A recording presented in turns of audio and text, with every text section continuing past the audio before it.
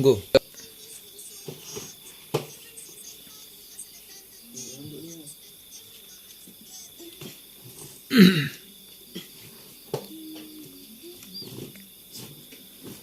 Assalamualaikum warahmatullahi wabarakatuh.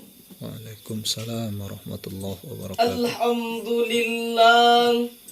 Assalatu wassalamu ala rasulillah Muhammad ibni Abdillah. La hawla wa la quwata illa billah. Ashhadu an la ilaha illallah wahdahu la syarika lah. Wa ashhadu anna sayyidina Muhammadan abduhu wa rasuluh. La nabiyya wa la rasula ba'da.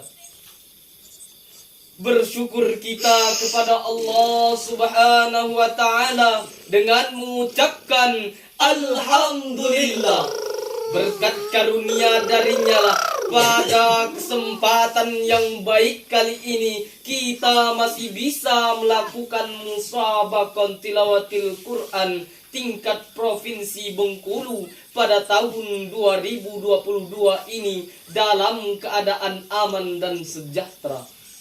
Bersolawat kita kepada Nabiuna wa Habibina Muhammad sallallahu alaihi wasallam dengan mengucapkan Allahumma salli ala Sayyidina Muhammad wa ala ali Sayyidina Muhammad. Mudah-mudahan kita semuanya mendapatkan syafaat beliau di yaumil akhir nanti.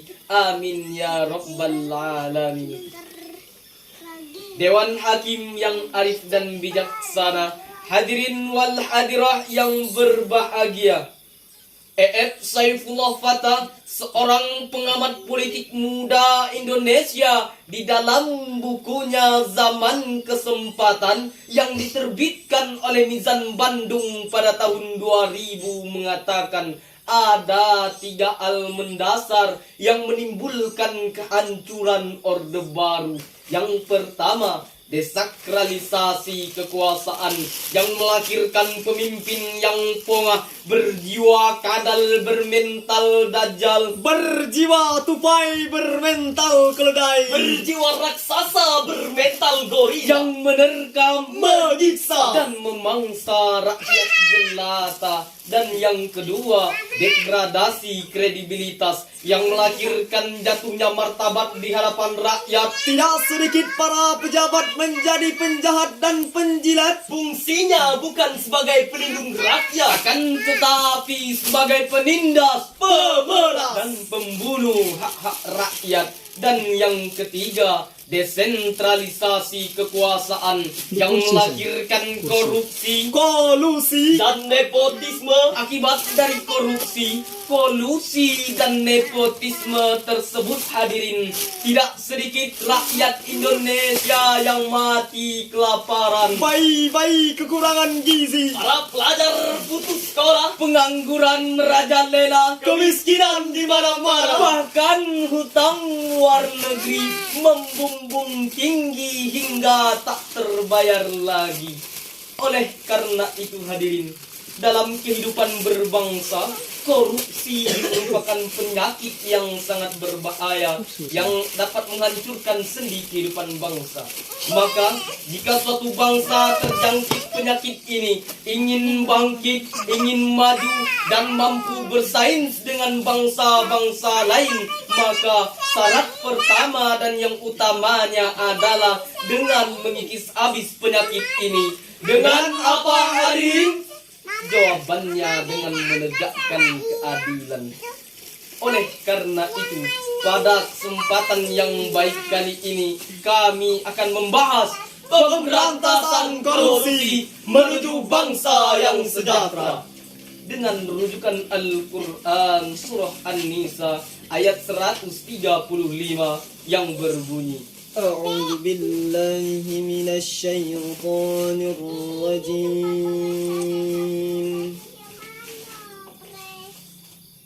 بسم الله الرحمن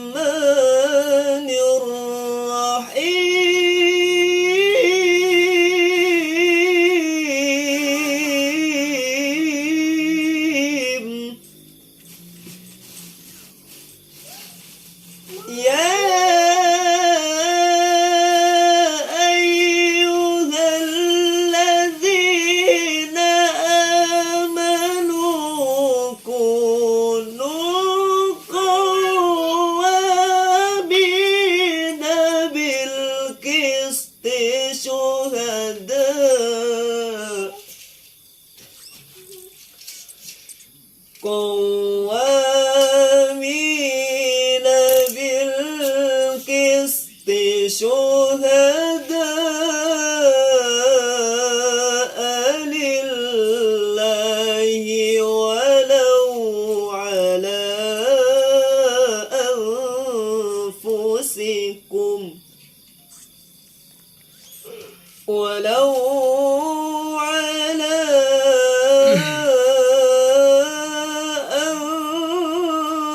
أنفسكم أو الوالدين والأقربين إن يكن غنيا أو فقيرا فالله أولى بهما فلا تتبعوا الهوى أن تعدلوا فإن الله أستغفر الله تلووا أو تعرضوا فإن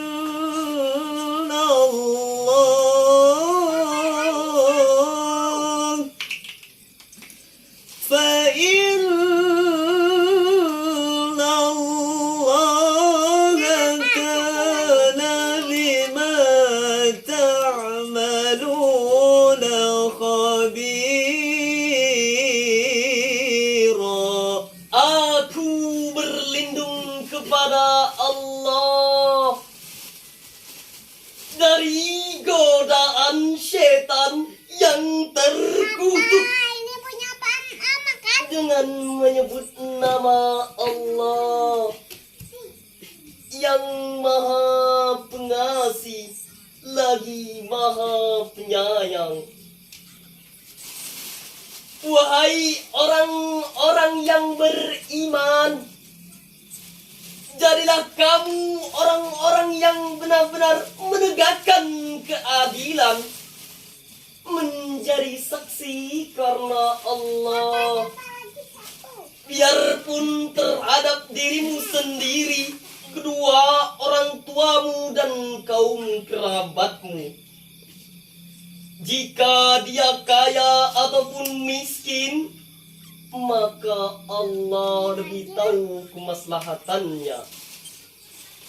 Dan janganlah kamu mengikuti hawa nafsumu karena ingin menyimpang dari kebenaran.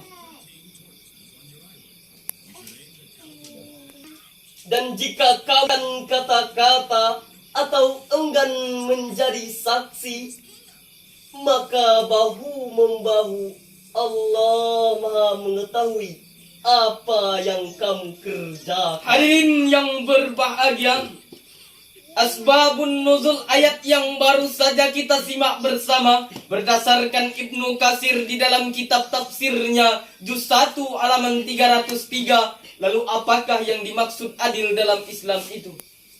Bersumber dari Abdullah bin Rawa'ah berkenaan dengan pengaduan dua orang pria kepada Rasulullah, satunya orang kaya dan yang satunya lagi orang miskin. Ternyata hadirin, Rasulullah Shallallahu Alaihi Wasallam lebih cenderung untuk memenangkan perkara si miskin, karena pada mulanya Rasul beranggapan mana mungkin orang miskin menzalimi orang kaya.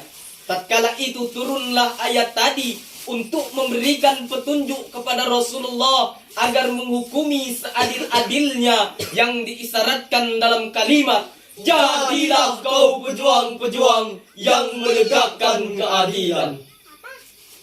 Oleh karena itu hadirin, prinsip penegakan hukum dalam Islam tidak mengenal pandang bulu, status ataupun jabatan. Walau terhadap dirimu sendiri, keluarga, masyarakat, si kaya atau si miskin, pejabat atau rakyat, aturan harus tetap tegak dan dijunjung tinggi.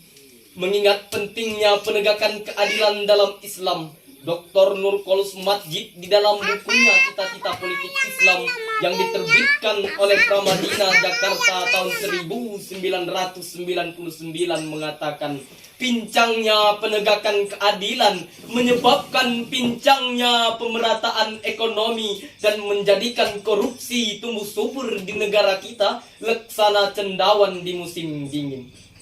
Akibatnya, kalaulah hal ini kita biarkan, maka lahirlah Fir'aun yang baru, Korun kala 21. saklabah masa kini, yang menimbulkan aturan dan keadilan bukan lagi untuk rakyat, tapi untuk konglomerat. Kesejahteraan bukan lagi untuk rakyat, akan tetapi untuk para penjilat. Dampaknya reformasi yang kita cita-citakan, tapi destruksi yang kita rasakan. Pembangunan nasional yang diidam-idamkan, justru bencana nasional yang ditimpakan. Nauzubillahi min dzalik. Timbul pertanyaan, bagaimana sikap kita sebagai komponen bangsa agar keadilan tetap tegak dan korupsi dapat terkikis habis? Sebagai jawabannya, mari sama-sama kita renungkan penggalan firman Allah Subhanahu wa taala dalam Al-Qur'an surah Al-Maidah ayat 8. Ya ayyuhallazina amanu kunu qawwamina lillah qawwamina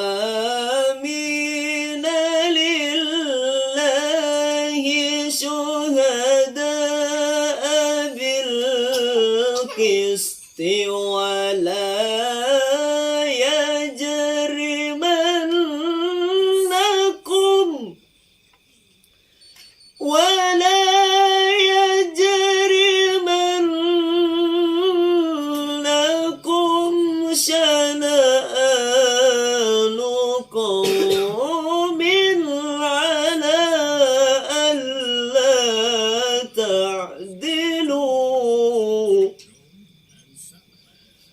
اعدلوا هو أقرب للتقوى واتقوا الله إن الله خبير بما تعملون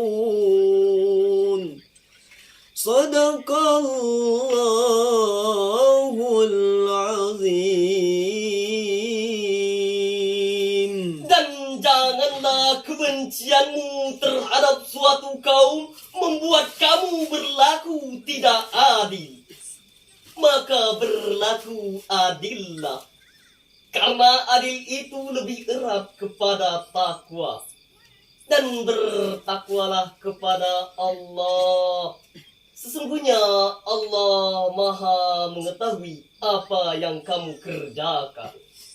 Maha benar Allah dengan segala firman-Nya. Hadirin yang berbahagia, Khalid Abdurrahman Al-Aki dalam Safat Al-Bayan 5 Ani Al-Quran halaman 108 menafsirkan, janganlah kebencian dan permusuhanmu kepada suatu golongan menimbulkan kamu tidak berlaku adil kepada mereka.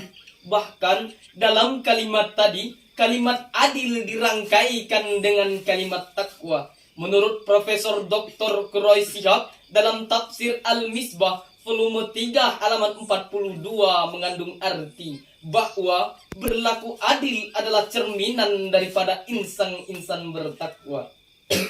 Oleh karena itu, sepatutnya kita berguru kepada Jurongzi, seorang mantan Perdana Menteri Cina. Pada hari pelantikannya, dia berpidato di hadapan para bawahannya, dan dia berkata, berikan kepadaku 100 peti mati, yang mana 99-nya akan aku persiapkan untuk kalian apabila kalian berbuat korupsi, dan yang satu lagi aku persiapkan untuk diriku apabila kalian melihatku korupsi. Dengan demikian, untuk pemberantasan korupsi, ada 2 langkah minimal yang harus kita lakukan. Yang pertama, menegakkan hukum seadil-adilnya tanpa pandang bulu status ataupun jabatan. Dan yang kedua, harus ada puncak komitmen dari pemimpin suatu negara. Jikalau sikap ini kita aplikasikan dalam kehidupan kita sehari-hari, maka insya Allah korupsi akan bertahap terkikis habis, sehingga negara kita mampu hidup adil dalam kemakmuran, makmur dalam keadilan, jauh dari korupsi dan dekat dengan rahmat Allah Subhanahu wa taala. Hadirin yang berbahagia, dari uraian di atas dapat kita simpulkan bahwa korupsi merupakan penyakit yang sangat berbahaya yang dapat menghancurkan sendi kehidupan bangsa. Oleh karena itu, penyakit ini harus kita kikis habis sehingga bangsa kita menjadi bangsa yang kondusif dan sejahtera. Amin ya rabbal alamin. Demikian syara'an sarhil Quran yang dapat kami sampaikan. Semoga kita semuanya dapat mengambil manfaatnya. Kami akhiri, jikalau pedang melukai tubuh, Masih ada harapan untuk sembuh. jikalau lidah melukai hati, tiada obat kecuali maaf setulus hati. Wallahul muafiq ila aqwamit thariq. Wassalamualaikum warahmatullahi wabarakatuh.